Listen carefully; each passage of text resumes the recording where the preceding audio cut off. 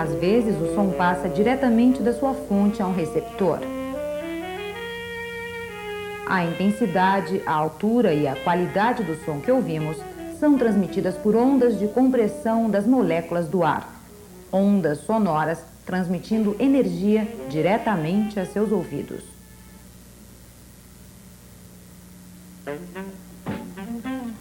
Mesmo que alguém esteja entre você e a fonte sonora, você ainda ouvirá o som. Isso ocorre porque as ondas sonoras são defletidas por obstáculos. Mas nem todas as ondas são afetadas do mesmo modo pelos obstáculos. Aqui fora, as notas mais graves do saxofone predominam. Mas no palco, elas não se destacam. Essas notas parecem dominar o espaço aqui fora porque os sons mais graves passam pelas aberturas e defletem-se mais facilmente do que os sons mais agudos. Além de melhor defletidas pelos obstáculos, as ondas sonoras também podem ser refletidas por eles. Isso pode não ser evidente neste auditório, mas vamos colocar o saxofonista aqui, onde as reflexões do som são mais evidentes.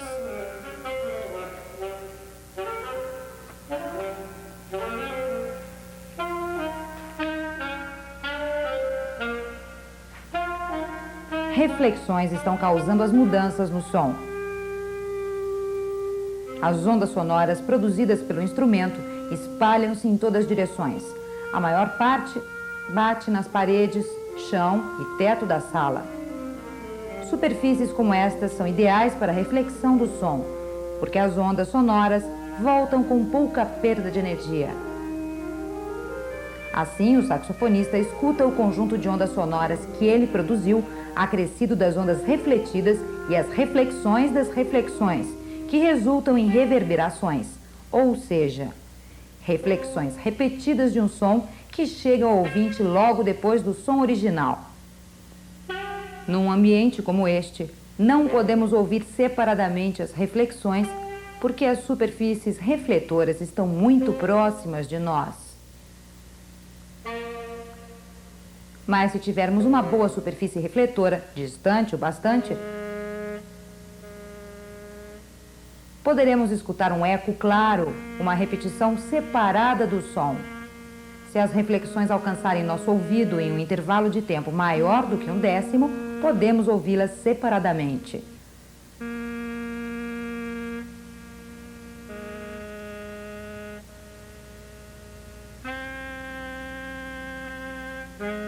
Controlar a reflexão do som é o que a ciência da acústica procura fazer.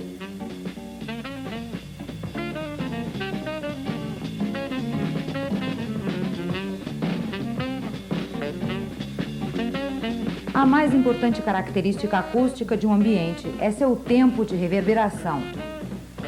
Em termos gerais, isto significa quanto tempo um som e suas reverberações levam para desaparecer em um ambiente. O tempo de reverberação depende tanto do tamanho como da forma do ambiente e dos materiais nele contidos.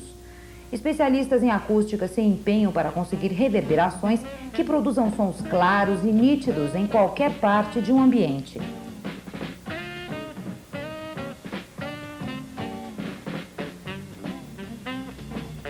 A razão de geralmente se construir o palco mais elevado não é para que os músicos possam ser vistos. Com a fonte de som elevada, mais ondas sonoras podem ser dirigidas para cada pessoa no auditório, sem que sejam muito absorvidas por estas pessoas e pelos assentos próximos ao palco. A inclinação do assoalho também reduz a absorção de ondas sonoras à medida em que elas atravessam o auditório. Para controlar as reflexões do som, o teto pode apresentar diferentes inclinações angulares. A sobreposição de superfícies especiais também afetará o tempo de reverberação do ambiente. Problemas de reverberação podem aparecer quando duas paredes laterais são paralelas e construídas de material que reflete ondas sonoras facilmente. Uma rápida sequência de ecos pode ser produzida como resultado de sons que refletem e voltam entre essas paredes. Para evitar este efeito, as paredes do auditório devem abrir para a plateia a partir do palco.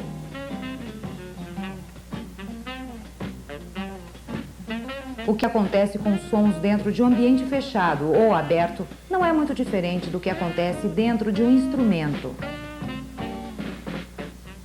Consideremos um violino. O som é produzido pela vibração das cordas do instrumento. Mas fora do corpo do violino, que é um tipo de caixa oca, o som é diferente.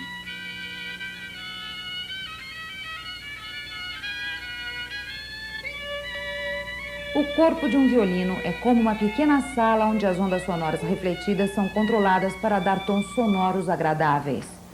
O fabricante obtém as características acústicas do violino após o modelamento frontal e posterior da peça. Então ele passa a modelar o interior. Isso cria o pequeno ambiente onde o som produzido pelas cordas vibrando reverberam exatamente como o fabricante esperava. O perfil interno de um violino ou qualquer instrumento, exatamente como a forma interior de uma sala, tem um grande efeito no que ocorre com as ondas sonoras que se movem através do espaço.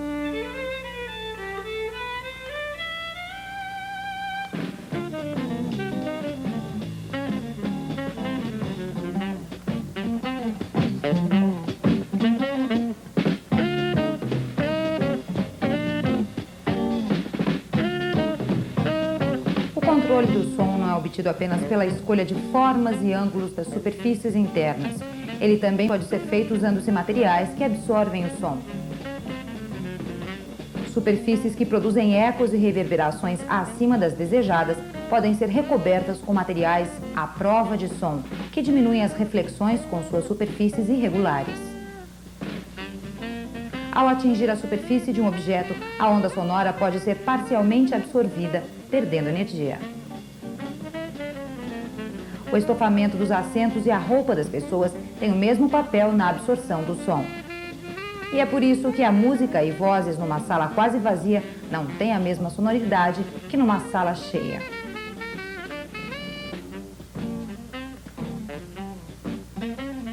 O controle de som é tão importante numa sala de espetáculo como no estúdio de gravação. Gravações começam em microfones. Microfones funcionam como ouvidos para captar todas as diferentes fontes de sons.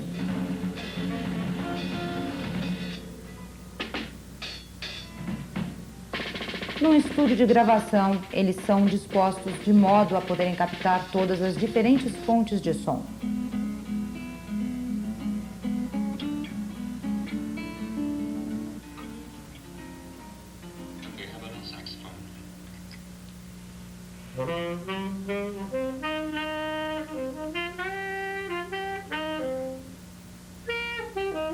Microfones podem ser produzidos para captar somente uma estreita faixa de frequências. Assim, um microfone pode ser usado para captar sons para os quais outros microfones não respondem tão bem.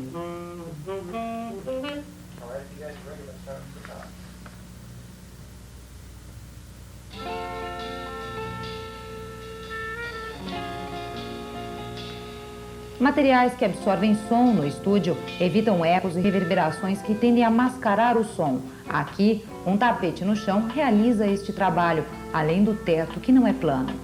O microfone converte as variações de ondas sonoras em variações de sinais elétricos, de forma bem parecida com o que nossos ouvidos fazem.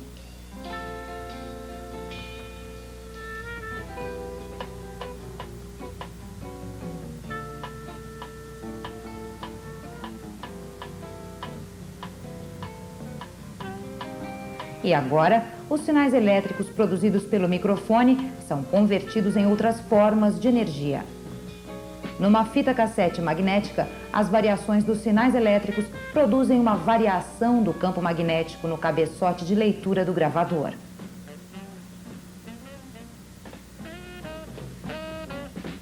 Essa variação de campo afeta a orientação de minúsculas partículas magnéticas da fita. Como resultado, a nova orientação das partículas permite uma reprodução fiel das ondas sonoras. Em gravações estereofônicas, 2 trilhas são registradas na fita, correspondendo às ondas sonoras que alcançam o receptor após intervalos de tempo ligeiramente diferentes. É assim que nós ouvimos. Nosso cérebro processa cada pequena diferença de tempo de recepção do som por cada ouvido. Em gravações digitais, os circuitos de um computador analisam em um segundo cerca de 40 mil sinais de amplitudes de ondas sonoras, expressando-as em um código binário. Um feixe de laser imprime esse código em um disco matriz de vidro na forma de uma série de depressões. Em outros tipos de gravação, como discos de vinil, os sinais elétricos são transformados em vibrações mecânicas que criam sulcos semelhantes nos dois lados do disco.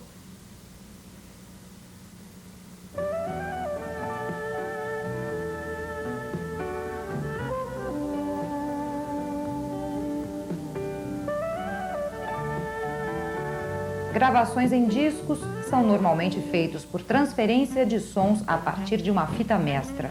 Mas para tocar, o processo que produziu a gravação é revertido. Num toca-discos, as variações nos sulcos de um disco fazem a agulha do toca-discos vibrar. Essa vibração produz variações de sinais elétricos que correspondem às variações nos sulcos.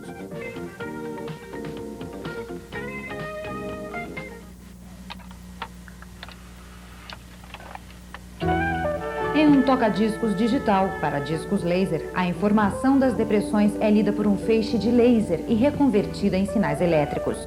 Em um toca-fitas, a fita magnética passa sobre o cabeçote leitor do toca-fitas.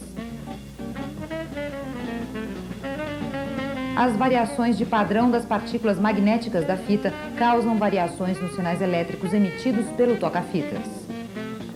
Esses sinais elétricos variáveis vindos ou da cabeça leitora do toca-fitas, do feixe de laser ou da agulha do toca-discos são amplificados.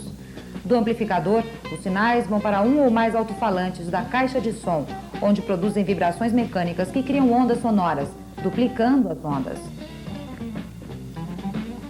Quando dois alto-falantes são usados juntamente e a fita ou disco é estéreo, os alto-falantes podem recriar as emoções de uma audição ao vivo. Mais do que ouvir os sons à medida que eles são produzidos, ou simplesmente escutar uma gravação, o importante é que somos capazes de controlar as ondas sonoras que produzem os sons que ouvimos.